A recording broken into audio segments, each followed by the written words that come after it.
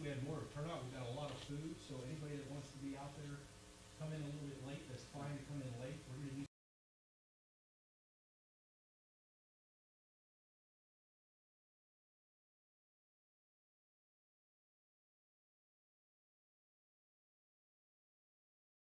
required to take for public safety and government people, and it's very good training. You're going to get a lot out of it. Even if you only get 2 things out of the 100 that he offers, you're better protected when you leave from here today. Those of our folks that are online, thanks for tuning in. We appreciate you tuning in. If you can hear me, maybe better now. We appreciate you tuning in at home online. And like I said earlier, if you were not able to get in here that quickly, no problem. We're still here. We're going to be here for an hour or hour and a half. We've got good food ready to go from Billy Ellis Catering. Some lasagna, salad, and garlic bread. Come on in. We got plenty. Have dinner. Get hands-on training and protect your devices and your online security.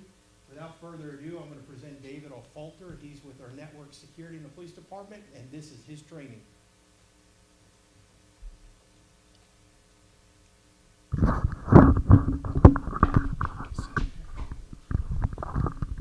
All right. Hello, everyone. My name is David O'Falter, as the chief mentioned.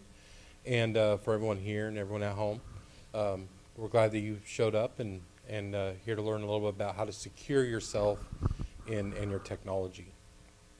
Thank you guys for coming out. We appreciate those that showed up here in the audience and everything. I wish we had more turnout. We've got a lot of food, so anybody that wants to be out there, come in a little bit late. That's fine to come in late. We're going to do some good hands-on training here in a little bit.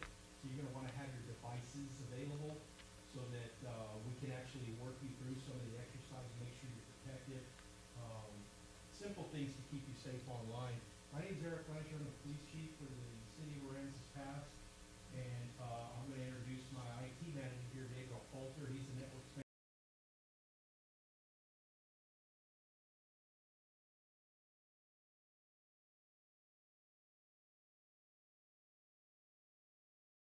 security methods. What are we going to talk about? We're going to talk about protecting your passwords, all your passwords out there. When people try to get your password, we call that a brute force attack. Someone's going to try to steal your password, and then they're going to use that to get into your stuff, to get your data, to get your money, whatever. There's other security issues like thumb drives. We're going to go over why those can be dangerous and other removable media. We're going to talk about some things at your home that you can do to secure your house as far as technology goes. We're going to talk a little bit about mobile security, and our hands-on is going to be really focused on mobile security because everyone's using their cell phones now more than anything else. Not many people even have a computer at home anymore. It's all mobile. So we're going to talk about how to secure those devices.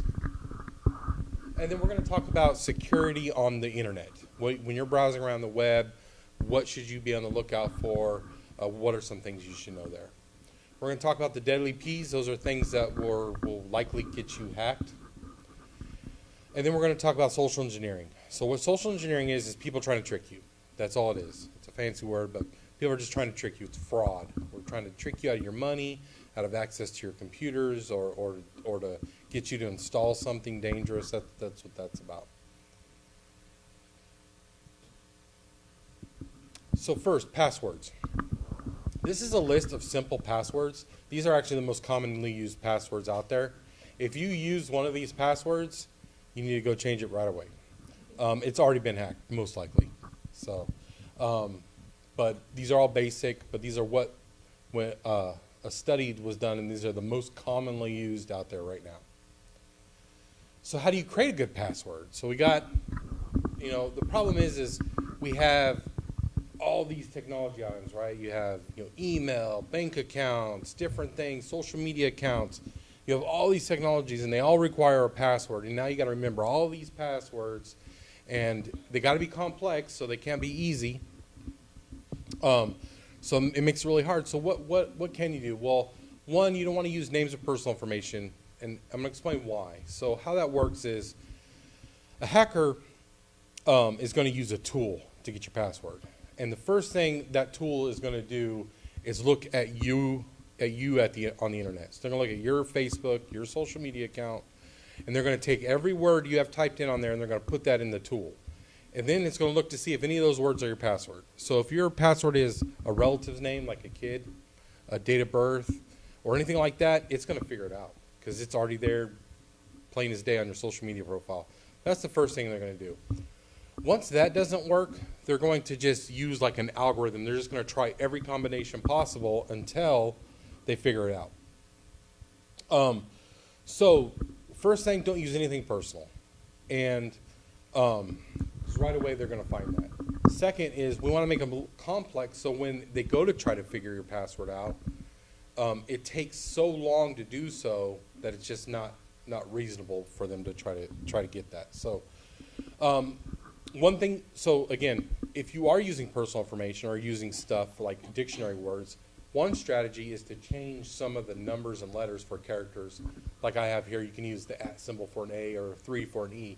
Things like that help because now it's not easy as just plugging in your kid's name when you've changed some of it. However, despite whatever you do, the length is the most important part of that password. So the longer your password, the better. And it's that simple.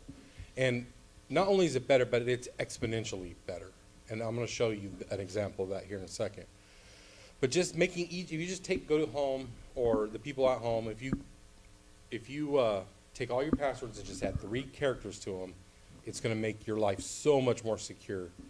And I will show you that here. So here's a little tool you can play with online. It's called How Secure is My Password.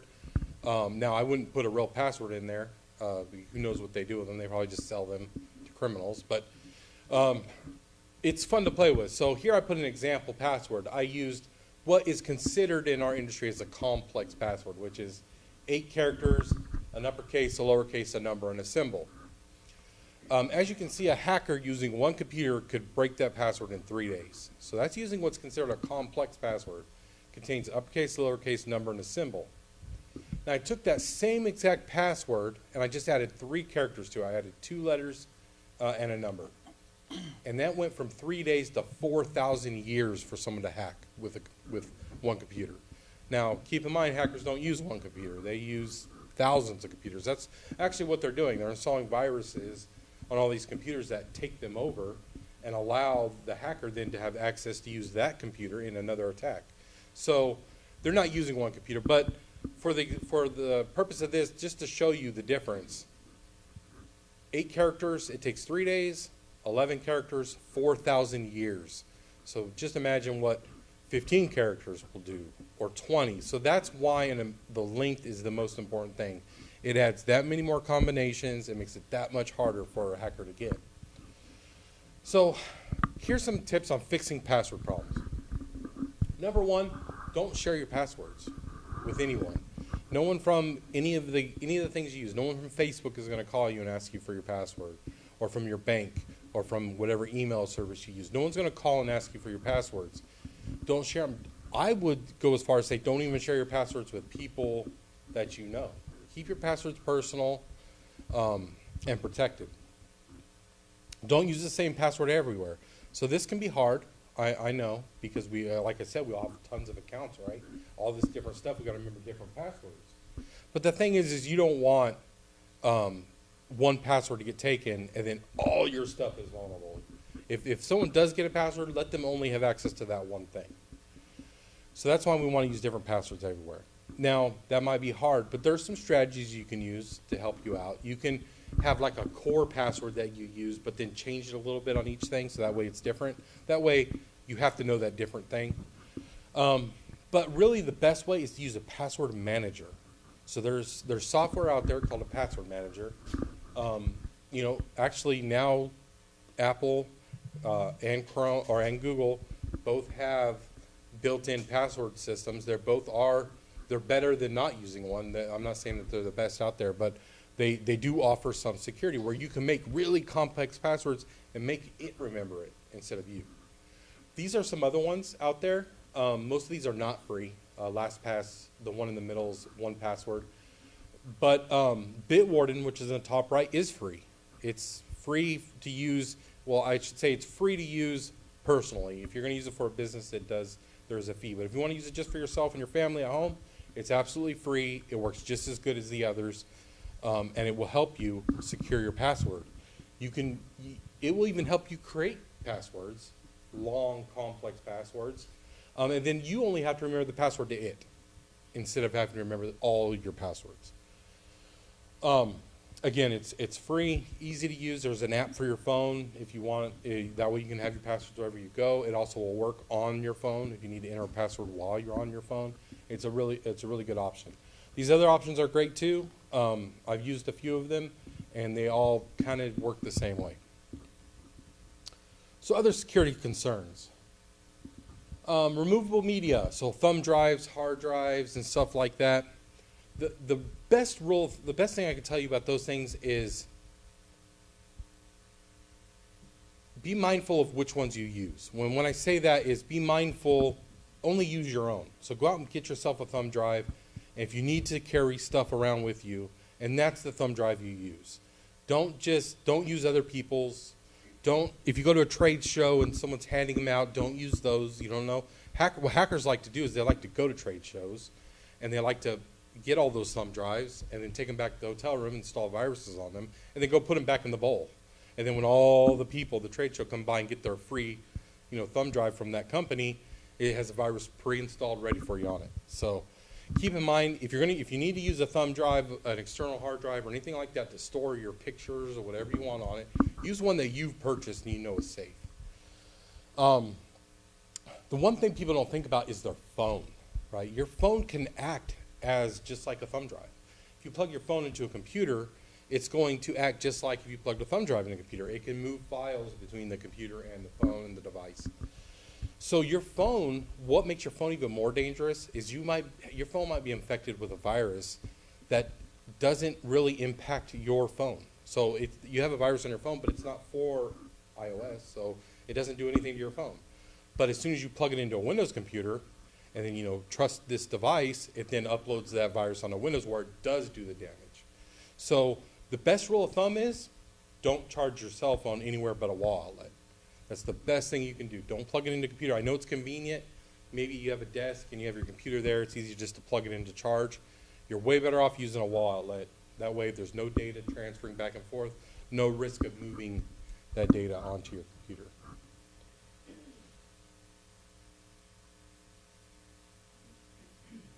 So mobile device security. This is going to be more hands-on probably later on, but the thing you need to keep in mind is, are you using all of the security features your phone offers? So you need, and you need to make sure that's yes. And now both Android and iOS now will do a checkup for you and let you know, hey, look, these are all the security things. You don't have this turned on. You don't have this. You have this. And the ones you don't turn on, get those turned on. Now it's going to make a huge difference. What you don't want is your phone in your pocket, you able to pull out your phone, swipe, and open it. And I'm not talking, if you have facial recognition, that's okay. I'm talking that you don't even need that. Anyone can just pull your phone out of your pocket, swipe, and it'll open. If your phone is in that manner, you are at risk. Because not only is it accessible by anyone who can get to your phone, but it's accessible remotely. So keep in mind, if your phone doesn't lock, that's the number one thing. If you don't enable anything else, make sure your phone locks. There's some type of lock protection on your device.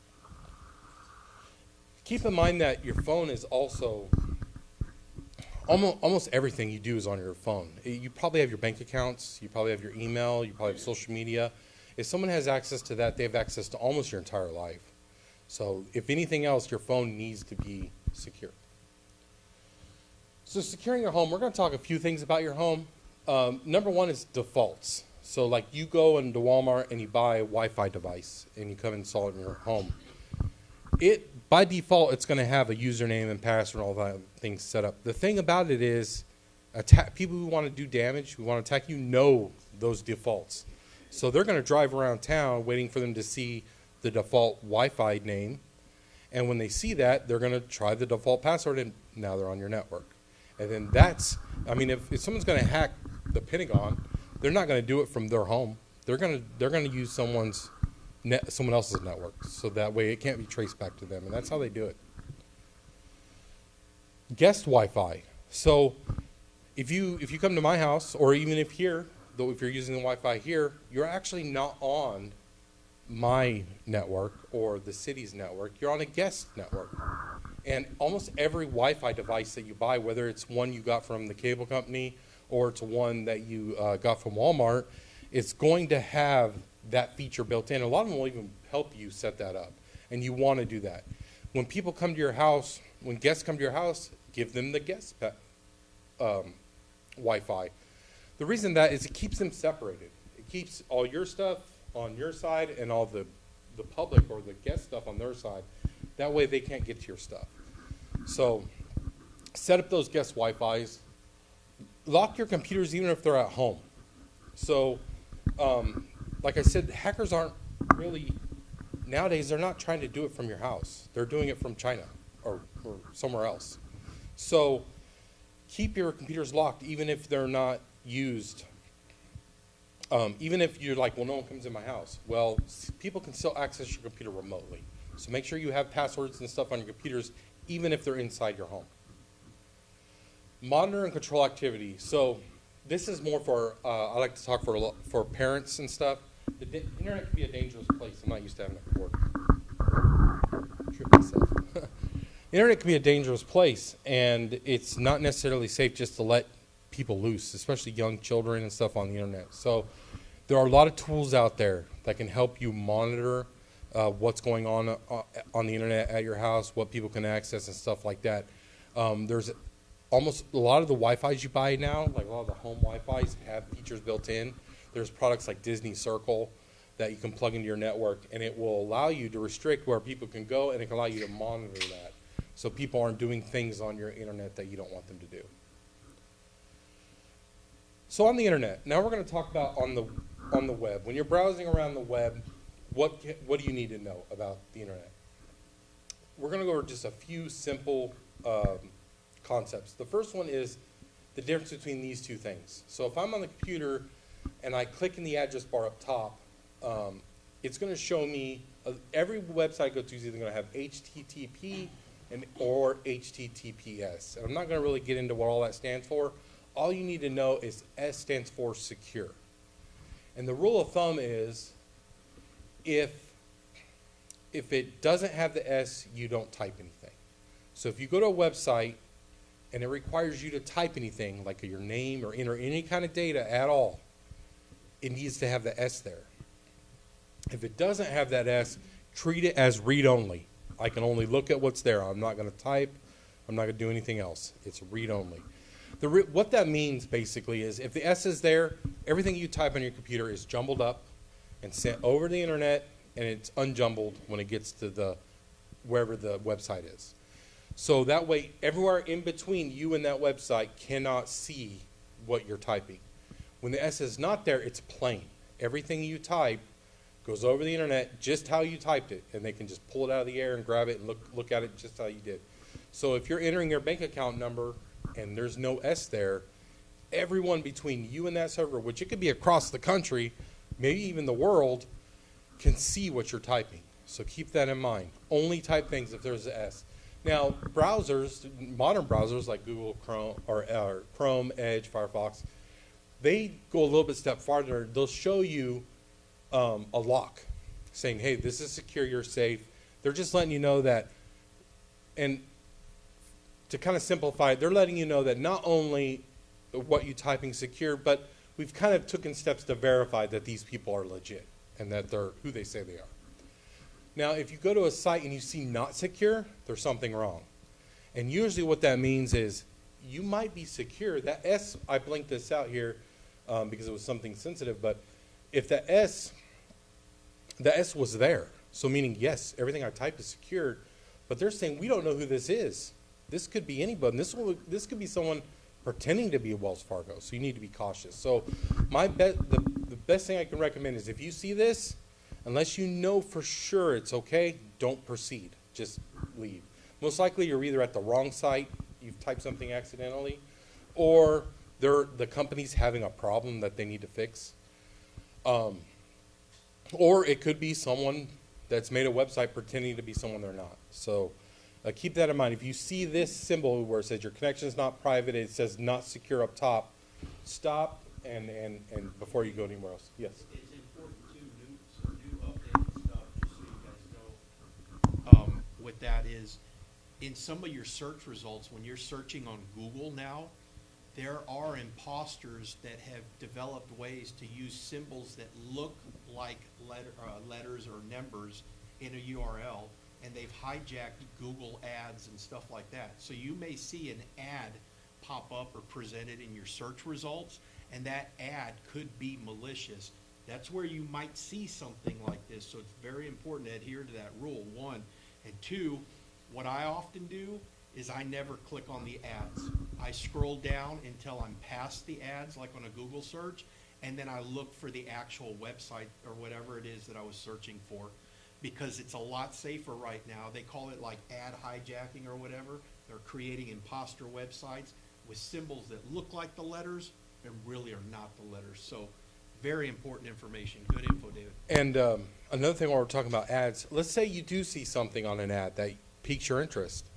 Instead of clicking on that ad, do another Google search and go directly to whatever it is you're wanting to see. Because like the chief said, if they've hijacked that, you're not going to go buy or look at whatever item necessarily that you see there. So be mindful. If you see an ad somewhere, a banner, or any type of ad at all, whether it's in your Google search or on a website, instead of clicking on that, do another Google search and go directly to that company and do your business there. So what happens if you see this? So you've been browsing around. Let's say that scenario happened, because this is actually usually a lot of times what happens when you run into the ad hijacking scenario, is you think you're going to maybe a local business or something, and you click on it, and instead you're taken to this site or something similar, and it says you got a virus, take care of this now. It might make noises and flash and all kinds of stuff. And you're obviously not at the website that you thought you were clicking on, you're somewhere else. Right off the bat, this is fake. So as soon as you see that, it's fake. So for one is, browsers are not scanning your computer for viruses. They don't know if you're on your Chrome window and it says all of a sudden, you got a virus, take care of it, click here. It doesn't know that. It's a fake. Someone's trying to trick you into clicking on something. Now when you do click OK, that's when the virus is installed. Or if you call that number, it's going to be a fake customer service person. They're going to ask you to remote into your computer or ask you for some sensitive information, something along that line. So when you see this, right away, close it. Just get out, go back to your search, remember what you clicked on, don't go there again. Now, when we talk about ad hijacking, there's another thing that hackers like to do, and that is so. On Google has something called Google My Business, right? And when you're on Google and you're looking for a business, you'll get this card that says all the information. It might have the hours and their website and all this. Well, the thing is businesses have to claim that, prove who they are, and edit that information. The problem is hackers, if a business is unclaimed, a hacker will claim that, go through the process, and upload malicious stuff to that. So when you click on that company's website, it's then taking you to somewhere malicious. You're not really going to that business it is. So I see this a lot on smaller businesses that are not really involved in technology and haven't really invested into the Google My Business part. But I have seen it where links on there take you to malicious places. So be mindful of that. So the deadly P's, what are those?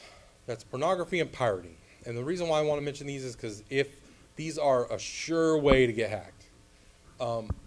Because of the moral implications around these items, hackers like to use them. It's kind of the concept of, if you're doing something wrong, you're less likely to report it if you get in trouble. So just keep in mind, if you're messing around with either of these things, the first one's pretty clear, but the second one, pirating, what I mean is if you're taking something off the internet that you should have paid for, but you're getting it for free. So you're downloading your Game of Thrones episodes or the newest movie that just came out in the theaters, but you can go online and download it.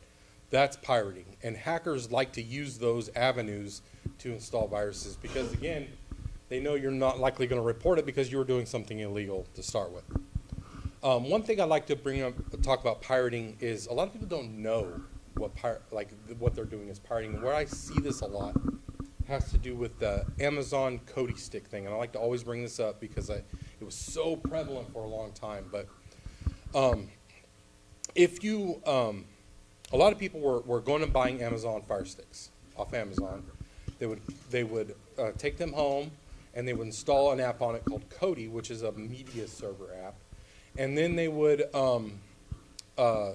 you would connect to it using the instructions you found on some website, and then all of a sudden you had access to all these movies. And a lot of people thought, well, it's okay because I'm accessing movies on someone else's, that someone else stole. So I'm not really doing anything wrong. They're the ones that took it. Well, the problem with that is those media connections kind of have a two-way street to them where, yes, you're connecting to their server to see their media, but now you're connecting into their network so they can see your stuff. And that's actually how they steal all this stuff is when people connect to it, they just take all the movies off their network and put it on their server. So a lot of people thought that was okay, but really it's not, and it's actually really dangerous. So if you know anyone who has that Cody Fire Stick set up, they need to use very caution and stay away from that kind of thing because it's very dangerous. So now we're going to talk about social engineering, and that's going to be the rest of this part of the class. And this is all about fraud, people trying to trick you out of giving them access to getting into your accounts, things like that.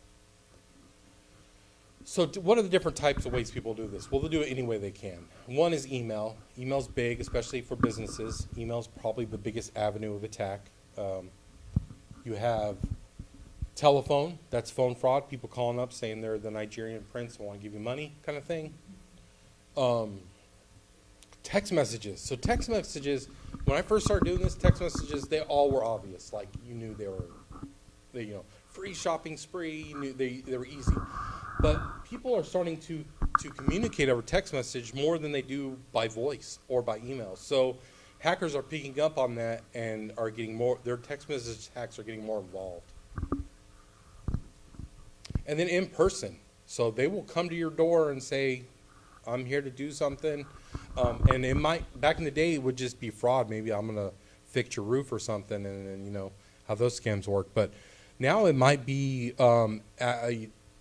technology related. So in the business, this is huge. This is, I come to your business, I'm a hacker, I say, hey, I'm here to fix a copy machine. You let me in to fix a copy machine, and I install a virus while I'm doing it.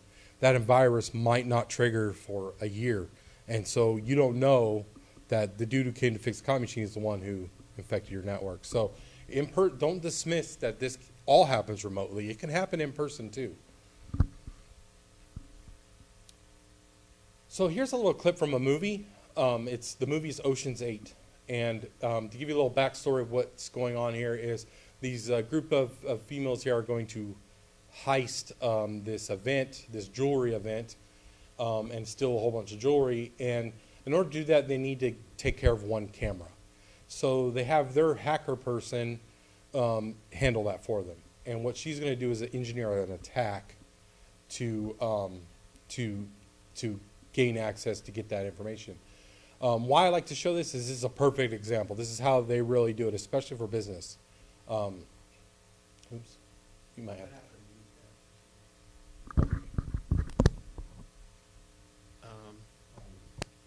Okay, guys, so I'm going to have to mute this clip so that we don't get a copyright strike, but you can Google it.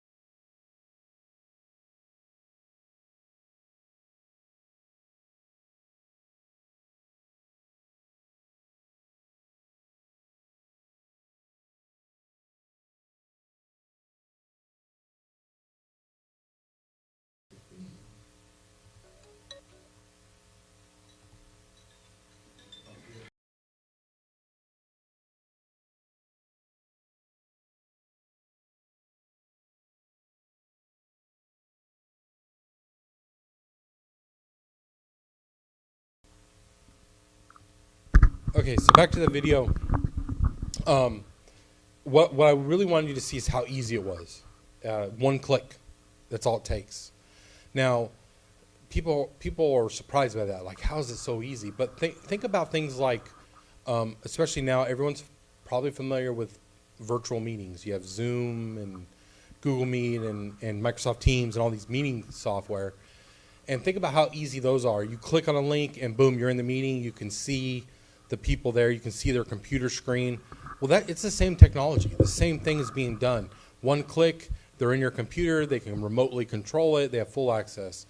So it really is that simple. One click can get you hacked.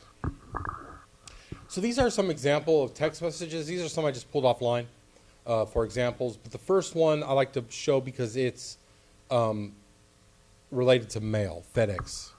And I like to point that out because hackers love that. Because everyone shops online now, right? Everyone's got an Amazon. Chances are you have an Amazon package coming soon, if not, today. So most likely if you get a text like this, it applies to you. Like, you're like, oh yeah, that's my Amazon package. And that's why they like to use it, because they know it's going to relate to you in some manner. And I'm going to touch on that in a little bit more and when we get to the email section. But keep that in mind. So the second one is just some random one about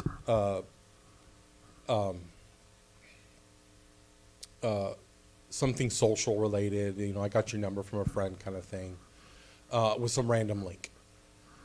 Now I'm going to show you a few real ones. Oh, can you click on the... Oh. There we go. So these are some real ones that people that I know have received. This first one, so this person does real estate work and has a website. And one thing I like to point out is if you have something publicly facing, like a website, if you have a small business and that has a website and has information there, hackers use that information to attack you. I'm not saying it's bad to have that public face. You just need to keep that in mind, that because my number is public and posted out for everyone, people could use that against me. So again, it's not bad to have a website with your information. It's good. Your business needs that. But just keep that in mind that hackers will use that information. It does make it's like putting your phone, back in the day it was about putting your phone number in the phone book. So if your phone was listed, you were more likely to get scam calls and all kinds of people bugging you than if it was unlisted. And it's the same concept now. If you're listed, if you're publicly accessible, you're more likely to get these type of things. And that's what happened here. It had a public website, was able to get his name and another person he worked with his name, and then sent him this message pretending to be that person he works with. Hey, this is Amy. I got a new number. I can't talk. And then what would happen from here on is the hacker would try to get a back and forth conversation going and would then gain your confidence and then get information. So, and it might be, hackers are not always after your bank account number. They might be after something simple. They might be something as, hey, can you give me the office email list? I can't find mine. And then you send them, and now that gives them 10 emails to attack. So it might be something as simple as that. Or it could be, they could work you long enough and get your confidence up to where they do ask you for something like money. Now the second concept here is very, very clever as well. I'm going to send them a message so vague that they have no idea what it's about unless they click on the link. And of course the link is malicious. It's going to take you somewhere bad. So keep that in mind. If you get a message and you have no idea, it's just a link, and you have no idea the context or who this is, just ignore it. It's not worth it. The best thing you can do, if you do get a message and you think it is important or from someone important, contact them some other way. Contact them on a number it's their number, or via some other messenger service or something. Contact them some other manner to say, hey, did you just send me this? They're probably going to say no. So this one, the key giveaway of this one, it's free. So one thing I want to mention is nothing is free.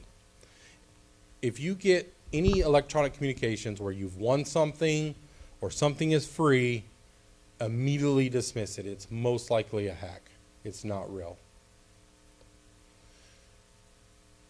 So this is an example of a ransomware pop-up. And what ransomware is it basically encrypts everything on your computer. So let's say it jumbles it all up so you can't use it anymore. And then it sets a password to that. So you need that password to get it unmessed up. And then the hacker ransoms that password, said, hey, I'll give you the password to your files if you pay me $100 or whatever. And it's usually not a ton of money. Depends on who's getting attacked. But that's how they make money that way. And chances are, if you pay them, they will probably give you the password and you will probably get your stuff back. But that's not a solution, because normally something installed this on your computer, a virus, somehow this got on your computer. So the hacker might give you the password to get it off, but he's not cleaning anything up. So you might get into your files, and then a year later, oh, it pops up again. And the thing is, it might even look different. So you don't even realize that, oh, it's the same software, the same virus that got me last year. But it is. It just looks different. So ransomware encrypts files on your computer or your network drive. I'm not going to get into the tech part of it, but the thing you need to know is it's impossible to break. If that happens, it can be impossible to get your files back without that password. And almost you might even want to consider it a loss. I'm not getting that information back. It's gone. And do what you need to do to fix it from there on. The best way to fight this is to prevent it, is to learn how to not infect your computer with this type of software in the beginning. And that's what this is all about. So what can you do? Now, the rest of this is going to kind of go over email, about attacks on email, but it kind of applies to the other mediums as well. So if you see this stuff, whether it's on a phone call or text messages, just think of how this same information could apply on each technology medium, whether it's phone, email, text. But what you can do is learn the indicators of a phishing email and break the current habits, which means slow down. Slow down before you click on something, before you opening an attachment, before you're opening that photo, and think, is this real? Is it from who I think it's from? Is it important? So some people do a lot of business on email, so this can be complicated. So I've got a 2-check system. I've kind of broken down into a 2-check system that kind of help you make a decision before you have to analyze every single email. So the first thing is, when we're talking about email, it requires you to do some kind of action to get attacked. So these are those actions. One is clicking on a link, opening an attachment, replying with sensitive information, or forwarding it to others. So an example of each. They send you an email with a link on it. You click on the link. It takes you to a site like you saw in the video, and you've been attacked. Opening attachments, a lot of the same way, except the email or the text has a file on it. And you're going to click that, whether it's a picture or a spreadsheet or PDF. You're going to click that, and then it's going to affect the computer. The last thing is replying with information. That's that other strategy where I said they were trying to gain your confidence and they're going to ask you information. That might be something like that, like, hey, this is so-and-so. Can you give me this account number or whatever sensitive information? They might pretend to be someone you know. So be cautious. And that's where you just reply. You're like, oh, here it is, and you give it to them. And then the other one is forwarding it. So the strategy here is they'll send you an email or a message that doesn't really apply to you, and then you're going to be like, well, I don't deal with this. I'm going to send this to someone who does. And you forward it to them. Well, then that person is more likely to fall victim because it came from you, someone they know. So keep it in mind. Hackers sometimes will have you forward their attack to someone else to get them to click on it because they're more likely to at that point. But keep in mind that simply reading the text or email is okay. You can read the information there safely. It's when you have to do one of these 4 things where you can be at risk. So the first check when you're going through your email is this. Does it require me to do one of these things? If it doesn't, if it's just information for you to read, you're okay. You're fine. If it requires one of these things, that's when you need to slow down and go on to the next step. The next step is, does it even matter? A lot of times, people will get email or text or something like that that doesn't really pertain to them. So maybe it's about something, maybe it's a discount on to buy something, but you weren't shopping for that thing. Something like that, where it doesn't really apply to you. You weren't seeking the information. It's not from someone you know or something personal. If it doesn't matter, don't even look into it further. Just get rid of it. So those are the first 2 checks. Before you have to like really analyze your email, ask yourself, does it require me to do one of these things? And does it even matter? So if the answer is yes to both, yes, it requires me to do one of these things, and yes, I think it matters, then we're going to get into how to detect these things. So the first one, is the email from someone you do not know or someone you know, but it seems out of character? So most of your emails about communication, most of our communications with people we know. So if it's from someone new or some company you've never done business with or anything, something you're buying, keep that in mind. If it's from someone you do know, but it doesn't seem like that person, so if it's from a relative, but you're like, man, my relative doesn't talk like that, it's probably not them. It's someone pretending to be them. And they very well could have hacked your relative and are using their email to try to hack everyone else. So keep that in mind. If you get an email from someone like, they normally don't ever send me emails. Why am I getting an email from them? Ask. Call them on the phone. Hey, did you just send me an email? And a lot of times when you do a check on this and you call, they're like, no, I just was hacked. So ignore everything from me. Look closely at the email address. Is it abnormal and not spelled correctly? So the chief mentioned earlier about how people use characters and different stuff. So Google, I'm going to use Google as an example. We're familiar with Google here, and they have a lot of security features.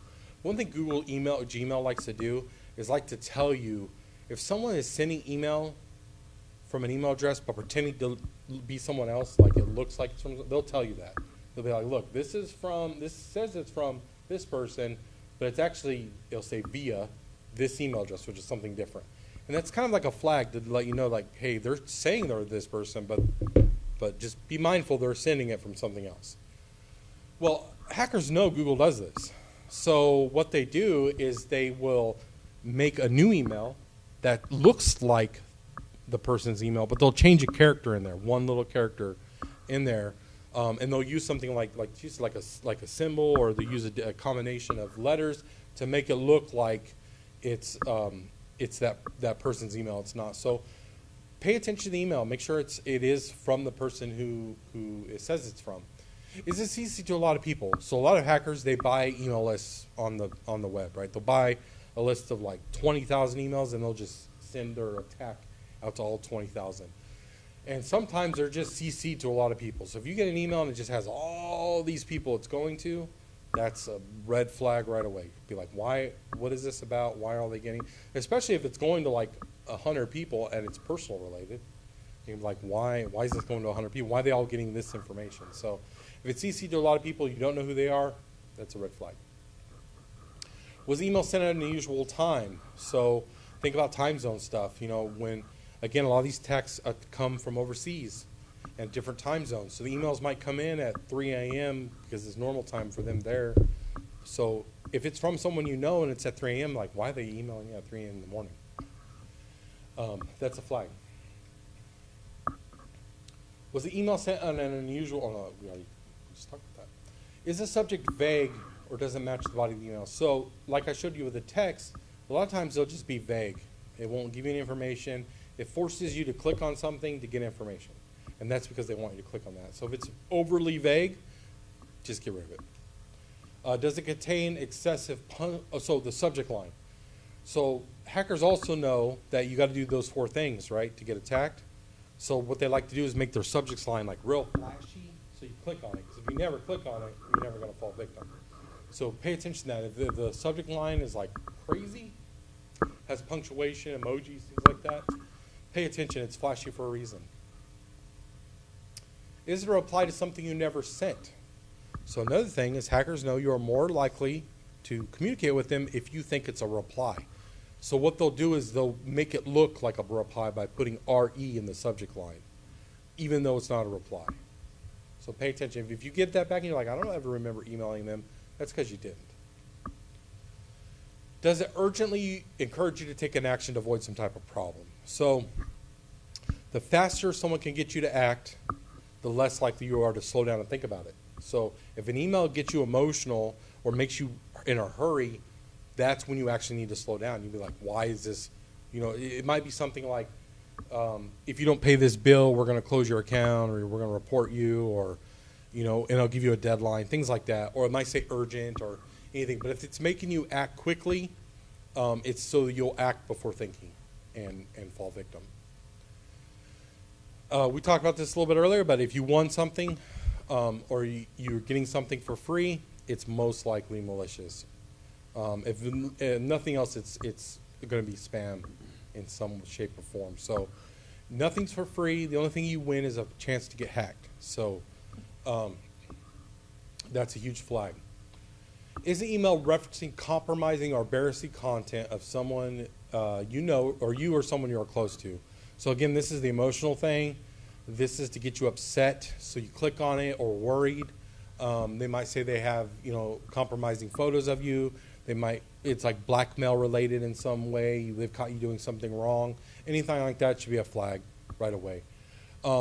It could be things like, we found your spouse on Adult Friend Finder kind of thing, just to get you upset to click on it right away. Another one is your spouse has filed for divorce. Here's the paperwork, things like that. Mixed formatting or large clickable images. So one thing hackers like to do is they like to put images in their emails with links, and they'll make them really large so you just accidentally click on them, or you really can't tell what's going on. So if you get this email and it's just absurd images, it's even hard to view, just get rid of it. It's not even worth spending the time on it. Okay, I'm not going to read this because it's complicated. I'm going to show you instead. So on all three browsers, well, three major ones, so or pretty much any commercial or any popular browser now, if you highlight or if you hover over, if you take your mouse and you hover over a link, it's going to show you where that link is going. So in the bottom corner there, you can see there's a link up there for Walmart, but if I hover over it, I'm actually going to Amazon. I'm not going to Walmart. Hackers use that strategy to get you to click on something. They'll make a link look like you're going somewhere, but you're really going somewhere else. So pay attention to that. They cannot hide where the computer's going next. What's down in the corner is where the computer, where the computer knows to go next. So they can't hide that. That's where it's going. So pay attention to that. If that's off, you be mindful. They're not going to be as easy as that, though. This is really easy. Walmart, Amazon. They're not going to be that easy. They're going to be more like this.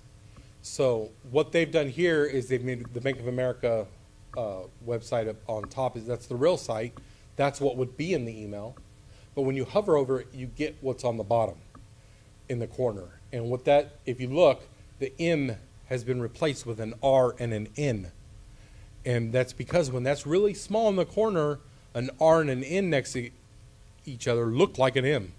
So be mindful. They do tricky things like this, or like the chief said, they'll use symbols or other things to make it look like it's the word, but it's not. So really, if you're suspicious, if you're, listen to your instincts. If you feel something is off, really look at that address. Any link in an email can be a phishing link, can be malicious. So like this one, in this example here, the unsubscribe is the phishing link. If you click there, I don't want this email, I'm going to unsubscribe, you're now infected. So if it's in the body section of your email, it doesn't matter what the link goes to, it could be malicious. So keep that in mind. If one thing's suspicious, delete it. Use your spam feature on your email. So almost every email provider has some way to mark an email as spam. Use that instead, because it'll accomplish the same thing.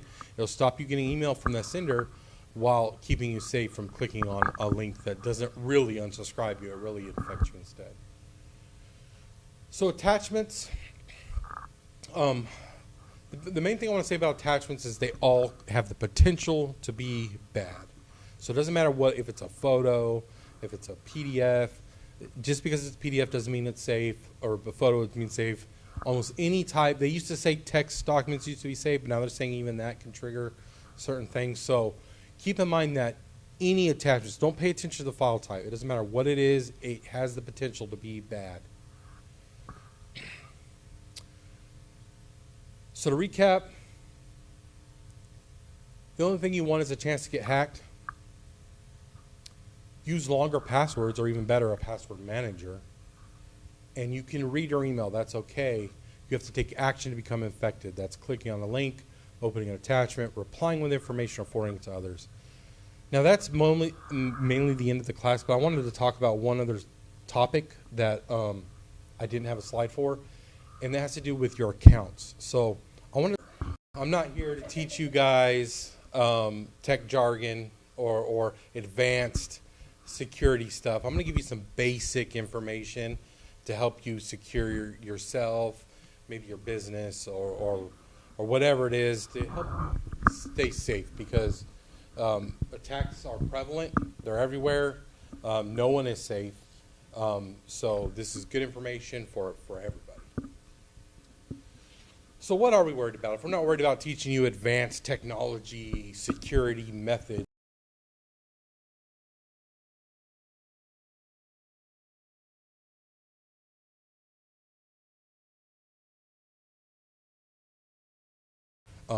that would be my requirement. You must provide me with that service. Now, all the banks that I know that have online provide that.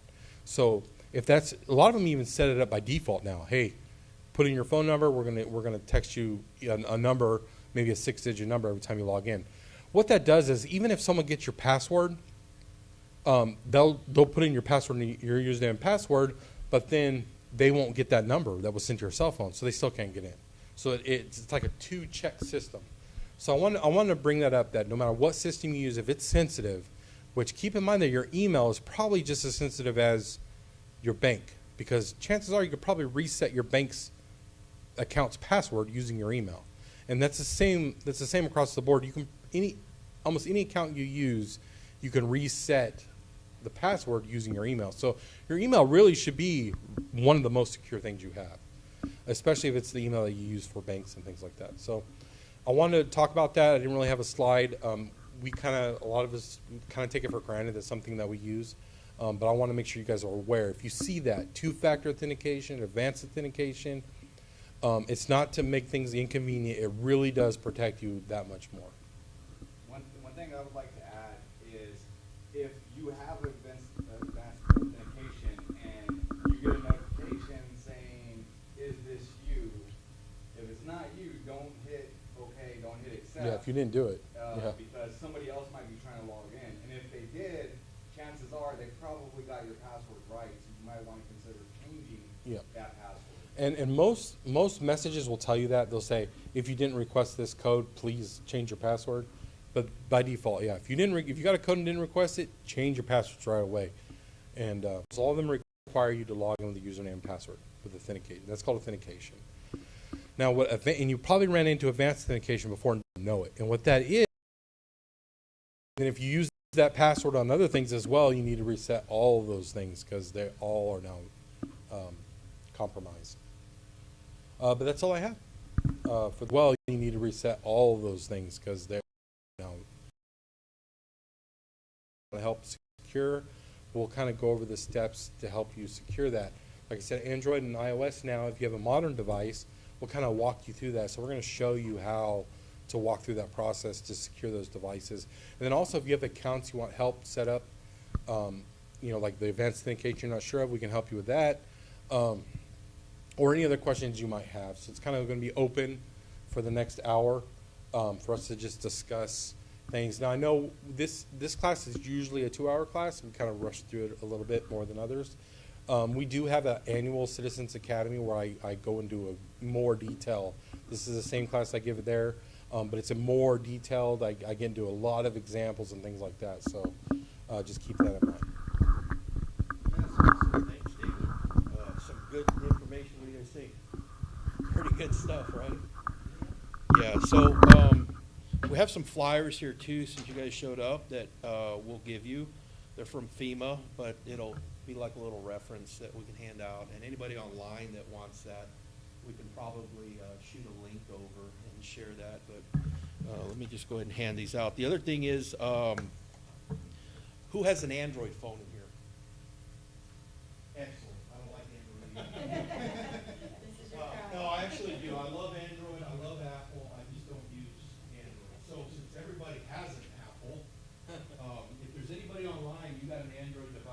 us to walk you through this procedure online with your Android device. David will come up afterwards, or John, you're not Android anymore, are you? Oh, he used to be a Fandroid, and then he went back to Apple. So, anyways, but we can always help. The other thing is you don't have to wait until this class happens to get assistance. Okay, the worst thing we want to have happen is you not know how to protect yourself, keep yourself secure online with your devices, and wait until you get attacked or hacked. So we're always available during our normal working hours, and we will provide you with limited IT security support to help you protect your stuff. Because we would rather have you protected than trying to go down that rabbit trail that ultimately ends in Nigeria with a fraud crime and you get nothing back. So, so what I'm going to do is I've got my phone. If you've got your device, your iPad, that's good. That'll work too. You're going to go to your settings app. And we're going to do the basic quick check. That's what I love about Apple. Apple makes it so easy. So does Android now. They've got the same thing. But they both make it so easy and user-friendly to do this. You're going to scroll down in your settings app to privacy and security. When you're at privacy and security, you're going to scroll all the way down now to safety check. Let me know when you guys are there and I'll continue on. Don't press anything in safety check yet, so you don't want to reset your device. Which you can't, it's not that easy. You got to take steps to do that if you accidentally did it. Okay, this might require too that your device is updated. So if your iPad's not updated,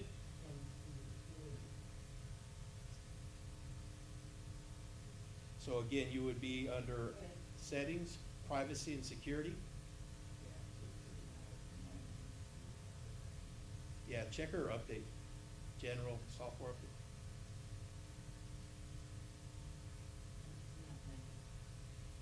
Oh, okay, you didn't. Yeah. Yeah, here all along. Yeah, so he'll put that up again so you guys can get connected if you need it. There you go, it's on the screen right now. You can connect to our Wi-Fi.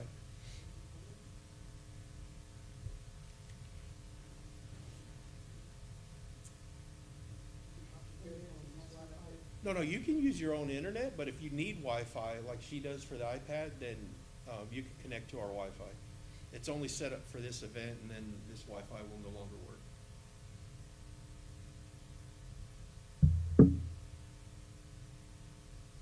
And if you have if you at home, you got any questions or anything, this is the time to chime in on YouTube. We didn't have that many viewers momentarily ago. I mean, it started off strong and kind of dwindled, but do we have any comments or anything, Steph? No, just I wanted to say thank you. Oh, cool, yeah. No problem. You need to go to the high school. We actually, Dave, password's not right. it's not working. Oh, it's, Yeah, it says invalid password. Okay, see if you can do Wi-Fi share. Is that an I, capital I? Yeah, it's capital I. Capital I, capital L. Oh, I didn't use those. Oh, okay. So, yeah, you mentioned the school. This request for this training actually came from several people within our ISD. So that's the reason that I scheduled this training to do it. And I figured that there could be conflict, so we live streamed it. It is recorded and it can be rewatched later on. Privacy and settings. Okay, so again, you're going to go to your settings. You're going to go to privacy and settings. And inside privacy and settings, scroll all the way down. You're going to see something that says security check. Can you see that, Jose? Safety check? Yeah, security check. Safety check? Safety check, sorry. Safety check.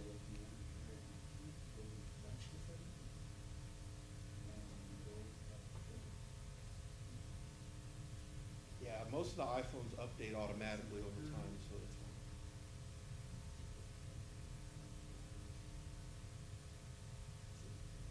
fine. Okay. Okay, so on safety check now, you're going to click on manage sharing and access. It's going to, if you got security turned on, it's going to make you enter your password. It's going to scan your face or make you use your fingerprint. Did everybody have to scan the face, enter a password, or use a fingerprint? Good, you passed the first test. Yeah, she looks like she's in it. She looks fine. Okay. That's ready. So manage access and sharing, yeah, okay. So now you see manage access and sharing, click that continue. And look at all the people on your list. Do you have people on your list? Yes, Do all those people belong? yes, They all belong. yes. Okay, once you know that they all belong, click on information. You're gonna see, apps. And, Question.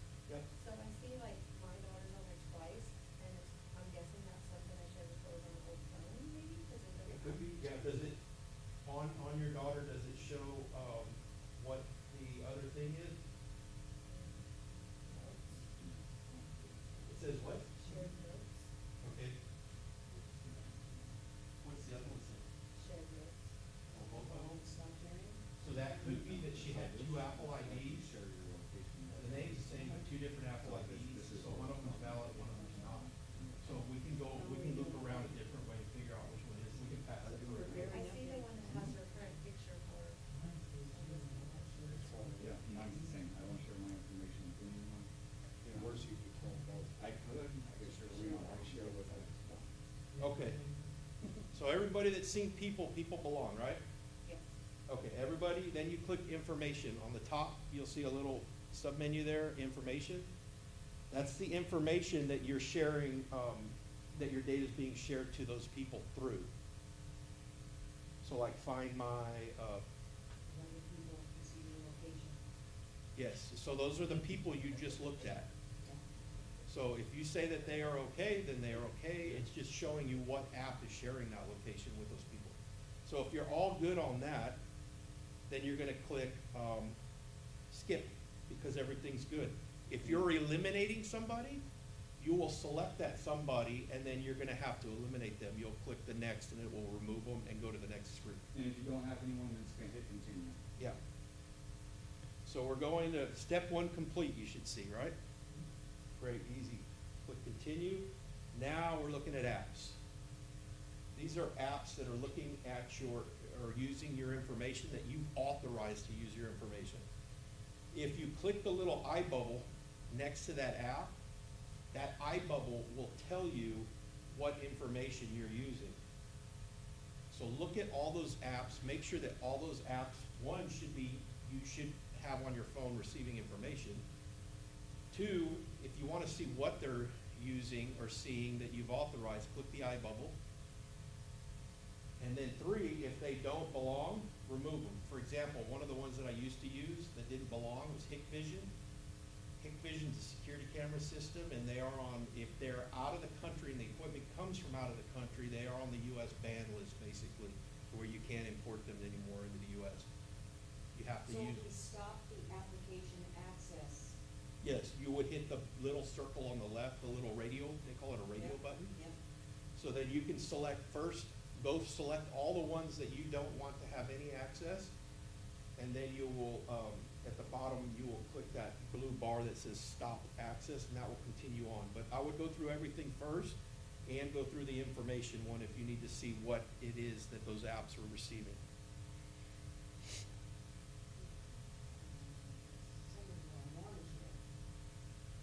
So, So what's it? Like camera, photos, calendar. Yeah.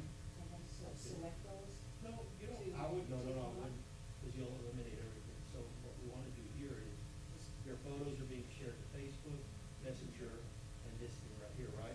That just means that, like, when you wanna share a photo to Facebook, it can access your camera roll, so you can select the photos you want to share. Doesn't necessarily mean they're consuming that data all the time. Right. So some of really, these- it's some of easy these I to want, look at. these I want, this is like all my families. Don't check it yet, yeah. Yeah, if you put the check mark, it's going to delete all the It'll information remove that's it. there. Ah, okay. Yeah, So if you're comfortable with it, make sure that it's not selected, there's no check mark on the left-hand side. And again, we're on the apps. yeah. And if you do find something that you're like, hey, I don't use this app anymore, like McDonald's, I don't want them to know my location if I have to log into it. Then I would click it and have that blue check personally, I don't mind McDonald's, cause if I go out of town for training or something, I want them to know where I am to tell me how close McDonald's is. See, I don't even have McDonald's, because nobody even eats McDonald's anymore. Their hot and spices are pretty good. Well, I like their nuggets. This one's like my, charging electrified there, charge points for them.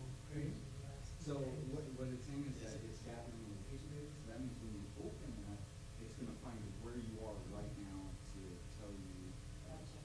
if you don't want. Yeah. Remember, if you don't want the So like, app, when you use these apps, right, I want them. use the blue check. Just skip. Yeah, so Yeah. that's what we're Yep. gonna do next. If there's. Okay, good. If you've already went through all your apps and you've decided what you want, what you don't want, you're gonna hit continue if you selected something that you want to get removed. And if not, it's just gonna say skip, so you can go ahead and click skip. And or then good. continue. Step 2 is done, so now we're gonna continue again. On to step 3, which, there we go. Step 3 shows all the devices connected to your account. Anything associated with your Apple One ID. I do not, but I don't know which one this is. You know, this one's the iPad. 3 or 4. Oh, I don't know if it'll say under general settings. So this is iPad, there is one that's got 26, this one is So, so what am I doing? Each Apple device, if you have multiple iPads, it'll tell you which iPad you're currently using. If you're checking it from the iPad, Yeah. she's not, she's old checking it iPad, from her phone. New iPad, So this one's, yeah. okay. So this one's the one you no longer have. So if you click remove, it's gonna remove that, that way nobody that has that iPad has Is associated with your account. to, Great. take your information. Okay, so if all those devices look great, then you'll hit this little skip. If you're removing, do the blue check and remove. Your old one? So you wanna keep it. So if you're good with all this, as the chief was saying, we're gonna go ahead and go to skip now. Yep.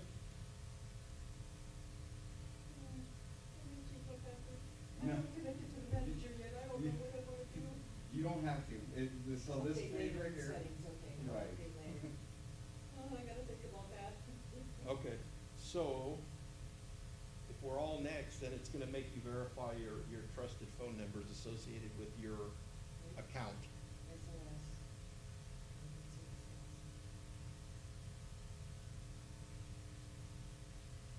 Yeah, you wanted to add in an also emergency contact, you do it right there. Yeah.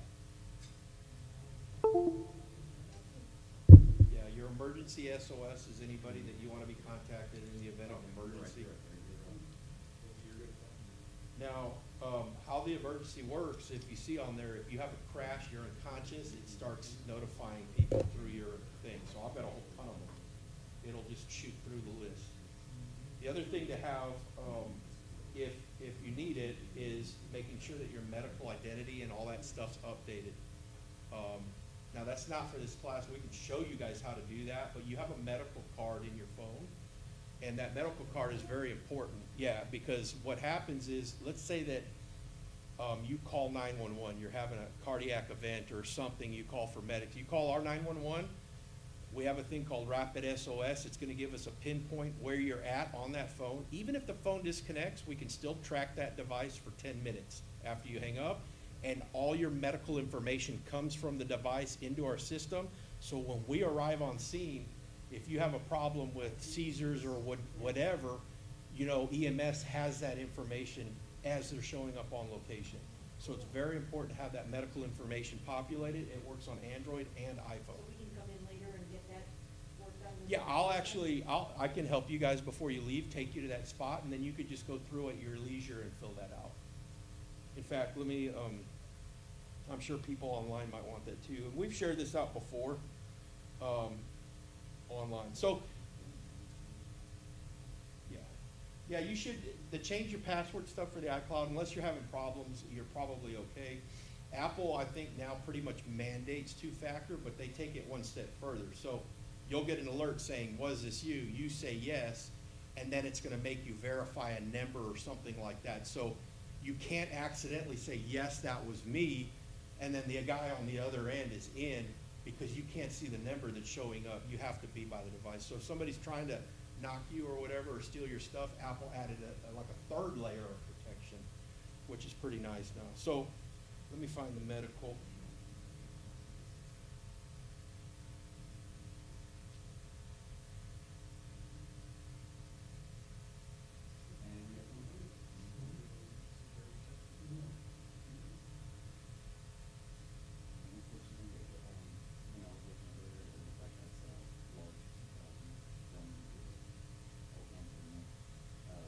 Since it's already downloaded, and it's just gonna be an install process, even if it's still not done, it'll continue as a normal, Wi-Fi. Okay, so if you go back into your settings and then drag your information down from till you see the search on top, so just pull the window down, you'll see a search on top. What are you doing now? Go back into your settings, drag down in the window, and you'll see search, and you're gonna type help. Yeah. Or, I'm sorry, not help, type in, medical. Medical. So do search, type in medical, and you're gonna see the little health app show up. You're gonna select that. Yeah, and once you're in medical, you're gonna click on medical ID.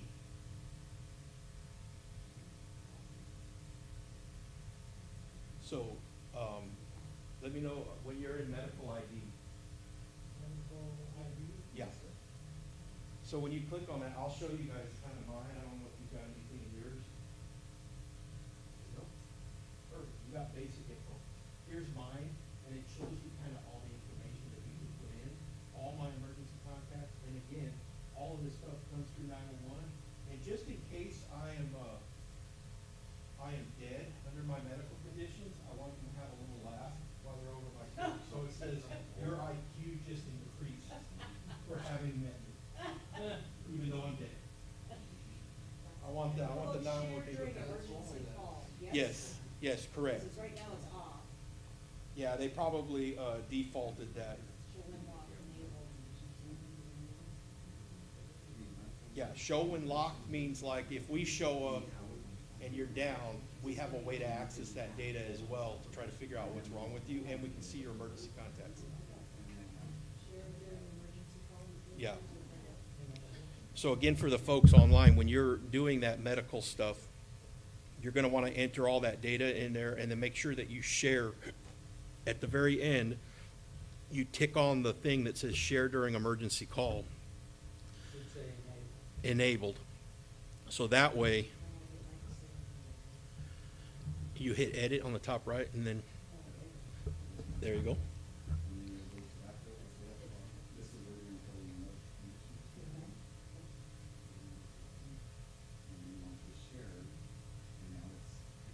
And so you guys can come back there. Go back there later and Yeah. add in blood type. Yep. Organ donor, weight, medical conditions. And it's good to have the blood type. I just learned now that some EMS services now are starting to be able to deliver blood on location. So to have that information, it could be very facilitating and helpful as well. They'll probably verify anyway, but it gets them a good golden start to go with. Now, these are the basic security settings. If anybody has anything more sophisticated that they need, we'll help. If you want us to help by logging into your bank, make sure 2-factor's on because you don't have it on. We can help navigate you there. You log in, and then we can guide you through that process. If you're a sensitive person, media, they do this for media overseas, or you're a politician or something like that, Apple has another layer of security called lockdown mode. And that is very strict security. I can help you walk you through that as well. But it's like a third to fourth layer of hardened security that Apple does for dignitaries and people that are ultra paranoid.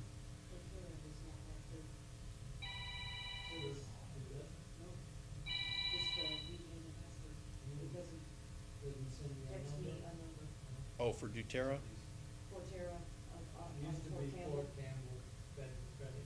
Okay, so I know that one bank that I had used, Security Services, I ended up leaving them. They also did not do 2-factor. They did challenge questions, which to me they said that's just as good. It's not an extra layer of of security. I argued back and forth with them. But I'm no longer with them, so. And they might have fixed it since then. A lot of them have. They did? You use them? Yeah. They were a great bank. I miss them. I think I'm good on this, on my phone, but Okay. Steph, anything online? Any questions, comments? Okay. that's all right. I'll come back. I know where David, that's it. did you want to Yeah. talk through Android? Okay, so Nice to meet you, John. I'm Susan. So guys, online, for the purposes of our online community that's watching, we know that some of you are probably Android fellas. That's great. We don't have any here tonight. Well, Christian might have been. That sounded like an Android ringtone. Are you Android, Christian? Oh man, my bad. Sorry, dude. I know it's an insult. Anyways, here's my Fandroid, David again. He will take you through that Android process. Again, this video is going to be saved online so you can reference it later. If you have anything particular online, again, or in the audience that you want us to help you with, sidebar, we'd be happy to help you. If we can protect you from being hacked, we keep ourselves from having to do extra work in the long run. So just reach out to us at your leisure. Thank you. Okay, so for Android, so again, I'm an Android fan. We've already covered that, but there are some downsides to Android, and one of those is that you pretty much are allowed to use devices even if they have old software. So if you're running an old version of Android, a lot of these features I'm going to go over might not be there. But if you are running a new version, so if you have one of the newer, like Samsung, Google phones, anything like that, it will be, these settings will be there. So on some of the older phones, they do have a lot of security settings, so some of these might be there, but a lot of them are on the new version. The new version of Android is Android 13. It's still downloading. So first we'll go over the security settings. If you click settings, so to get an easy way to get your settings, scroll down from the top, click the setting cog icon, and if you go to your settings, scroll down to security and privacy. Right away you're going to see your security checklist, and at the top it's going to tell you if you're good or not. So if you're not good, those sections will be have an orange X on them, and then you'll click on those sections to address that issue. So if they all have green check marks, that means they're all enabled, good to go, and then you can move on. So to start, the first one is lock screen. It's going to check to see you have some type of lock screen in place, whether it's a fingerprint or facial recognition or a PIN. The second is your accounts. So on Android, you use, like on iOS, you have a your Apple ID. On Samsung, you have a Samsung account. They are both secured very similarly. They both use dual factor authentication by default, and which you have set up if you have a Samsung account. And but it also checks your Google because of Apple's or Android's relationship with Google, or if you don't have a Samsung device, you'll have your Google account security as well. So that check mark next to Google is checking your Google account to make sure that meets all the security requirements as well as the Samsung account. So if you have a Samsung device, you want to make sure both of those are checked. If you have any other device, at least make sure the Google account is checked. Right under that is Find My Mobile. So this is if you have that turned on and you're able to remotely find your phone if you lose it, that will tell you. Also, some phones have offline find on, and that's where you can turn that on and off. Right under that is your app security. So this is going to actually look at all your apps to make sure that they're legit apps that should be on the phone. Another thing about Android is not by default, but there are ways to install unauthorized apps on Android. So that's going to tell you if you have any of those. It's also going to tell you when the last time so the new version of Android has built-in virus protection. So that's going to tell you to make sure that it's been scanned and the last time it's been scanned. So if you see the check there, that means you're being scanned regularly. You're good. If it's not, then you need to click on that, and then it'll prompt you to scan your phone, and then you can set it up to scan at a certain revolution. But going back, next is updates. So updates are very important. You want to make sure your device is always running the most recent version, and on both the Google, on your apps through Google Play and your the operating system, the actual phone. So make sure both those are checked. If they're not, update your phone right away. It's very important. That's how a lot of security issues are addressed through those updates. And then below that, your privacy. So you can see all your privacy settings. You can see what apps have access to what data on your phone. You can go through each app. If there's an app on there that you don't like, well, with iOS, we give the example of McDonald's. If you don't want McDonald's to know where you're at, you can go there and remove that permission so they no longer can see your location. So they'll give you a list of every single app and everything that app can do on your phone. And go through those. Look, if there's something that doesn't make sense, if you're using an app that has nothing to do with your location and it's collecting your location, it doesn't need that. Take that off. So that's everything in the checkup. But below that are quick links to other things to secure your phone. So the first one, your biometrics, is to set up your face, your eyes, scans your eyes or your face or both, and your fingerprints as well. Below that is if you're using your device for work, you can set up a separate, in Android you can set up a separation. So there's a partition between your personal life and your work life. That's where you control that under work profile settings. Below that, secure folders. So another thing that Samsung offers is an additional layer of security. You can create a folder, and within that folder, you can store things, and it encrypts. It adds an extra layer of encryption. So it'll make you make a different password to get into that folder, and then everything you put in that folder is encrypted in addition to what the phone normally does as far as encryption. So the very last one is uninstall unknown apps, and that's if there's an app on the phone, maybe it's outdated or no longer available on the store, and it still somehow has been retained on your device, you can go there and see those apps and remove them all at once right there.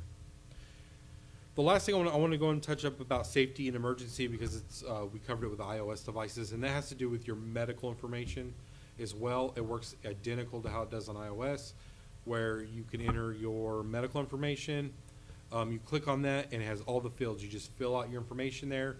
And again, on Samsung, it's on by default if you call 911, and it will provide them with all the information you put here. And then beyond that, it has your emergency contacts. Same thing. You put your emergency contacts in there. If something happens to you, an emergency situation, if you become unresponsive, it will send a notification to everyone who's in there. It actually doesn't matter what device they're on, whether they're because it does it by text and phone number. So it doesn't matter if they use Android 2. You can still add them there. You can even add a landline number there, and it will call. And that's pretty much it as far as Android security and safety features. Again, feel free to ask any questions, and we'll follow up at pretty much any time. That's it. All right, David, thank you very much for that. All you guys that tuned in online, we appreciate you guys tuning in. And again, we're here if you need us. Prevention is the key. We would rather prevent you from becoming a victim